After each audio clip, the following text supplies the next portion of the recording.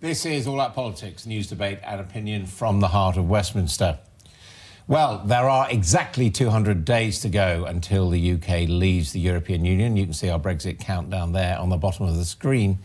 And the prospect of departing without a deal looks like a real one still. The Chequers plan, which the Home Secretary said at the weekend remains the only option, has been divisive from its inception. So is it time to get rid of it, as earlier on we were hearing from the Tory MP Andrew Bridgen. Joining me now are the Labour MP Gareth Thomas, a leading supporter of the People's Vote campaign, and the Brexit Minister Lord Callanan. And welcome to you both. Is Chequers really the only deal on offer, and therefore should the Labour Party also be at least supporting the Prime Minister's efforts? I think Chequers is dead and has been for some time now. It's clear that a substantial minority of Theresa May's own MPs don't support the deal. We on our side were very disappointed when she brought the package to Parliament, because it doesn't include membership of the Customs Union, and for others of us, membership of the single market too. And it's quite clear it doesn't deal with the issues around Northern Ireland, and that in Brussels, Michel Barnier, and the EU27 have got huge concerns about this. So to all intents and purposes, it's dead. The question is what happens next. That's a bit awkward for you as a Brexit minister, isn't it, that your proposal on the table is dead? I don't think it is dead. It's a credible, it's a realistic proposal. It does solve the problem of Northern Ireland. It creates a frictionless free trade area, which many manufacturers and international companies have been asking us for. So it solves the key problems. We're still awaiting a formal response from the European Union. But at the moment, it's the only game in town. Nobody else has given me any credible proposals for an alternative. But in practical terms, pro-European Conservatives are not supporting it.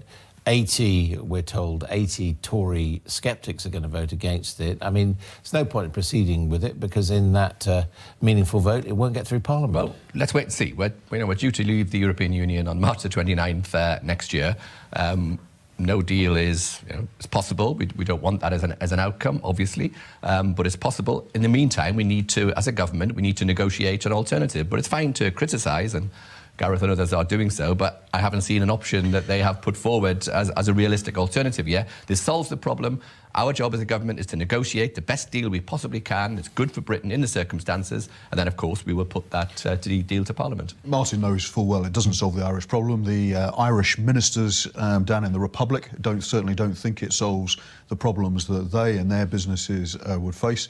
There are quite a substantial number of Northern Ireland businesses who worry very much about what the Chequers plan would mean in terms of a hard border coming back.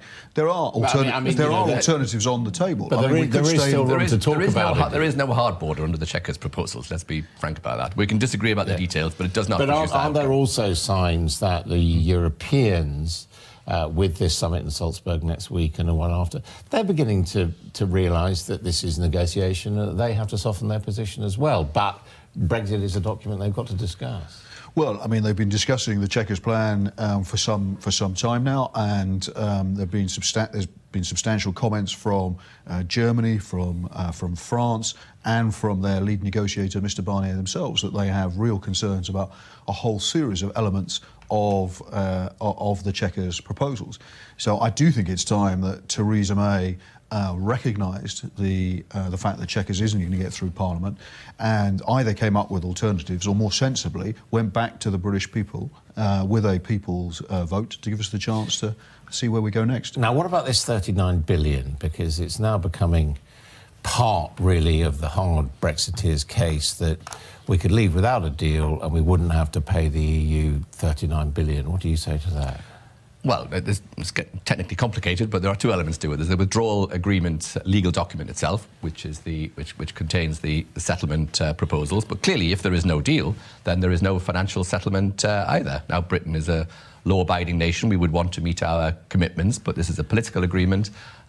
If we don't have a deal, and of course we don't have an implementation period, which is responsible for 50% of those payments. So you don't feel there's an existing legal obligation?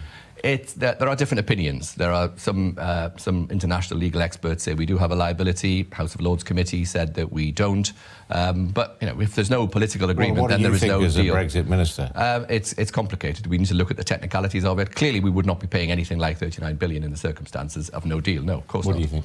I think it's another example of the sort of mess that Theresa May's government are in over Brexit. Well, getting 39 billion and walking away with 39 billion, I mean, that would be worth doing, wouldn't it?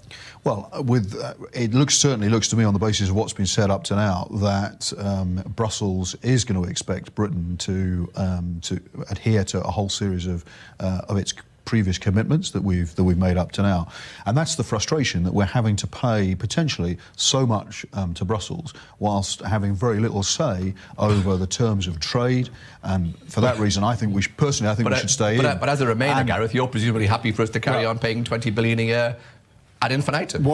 I'd rather keep the jobs that our economy is dependent on, so many people in, and stay in the European Union. What do you think is wrong, as a Brexit minister, what do you think is wrong with the so-called Canada Plus idea, which is gaining traction amongst Conservatives? Because it doesn't solve the Northern Ireland border problem. It doesn't produce frictionless free trade. There would have to be some border controls in such circumstances, so it has some drawbacks. But I mean, it's a proposal on the table, and it's something that we could... Bad for manufacturing? For those cross-border manufacturers with integrated supply lines, unless we can agree facilitated customs arrangements, some kind of frictionless customs border with the EU, then it does create frictions in the supply chain, which will be difficult for some of these international companies. Given all the currents in the various political parties, where do you think this is going to end up? Well, it's looking to me increasingly like we're going to end up with no deal. And in that scenario, I think we should go back to the British people and give the British people the option of a people's vote on whether or not to stay in the European Union or accept the hard Brexit terms that Theresa May will effectively have delivered. This is a crazy idea. First of all, we've had a vote. The people voted the first time, so I'm not quite sure who they're going to get voted the second time. The first time they voted to go in. Yeah. So we've not had a vote. We've not had a vote on the Brexit. We've not had a vote on the Brexit. We're leaving on the 29th of March next year under the Article 50 process, and indeed under the legislation that has been passed by Parliament. It would take at least a year, possibly longer, to put the legislation in place, to have a vote, and then what's going to happen after that? What is the vote going to be on? What is the question? Can you imagine the wrangling in Parliament? Well, he said what it would be. But what happens in the meantime? It will be total chaos. It's a ridiculous proposal, and I'm sure that even some of the sensible people in the Labour Party agree that it's a stupid idea. OK, we'll leave it there. Thank you both very much indeed. Well, whatever kind of Brexit deal is...